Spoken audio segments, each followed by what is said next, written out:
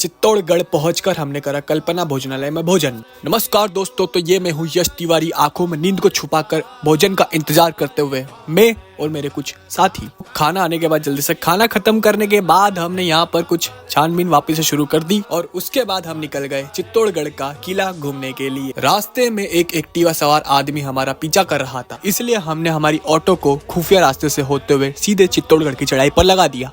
लेकिन अब तो वहाँ पर भी ट्रैफिक लगा था। ट्रैफिक में बैठे बैठे मैं और मेरे मित्र ने सोचा क्यों ना चलो चाय पी जाए। तो हम चाय पीते पीते ट्रैफिक खुलने का इंतजार करने लगे और बूम, ट्रैफिक खुल गया।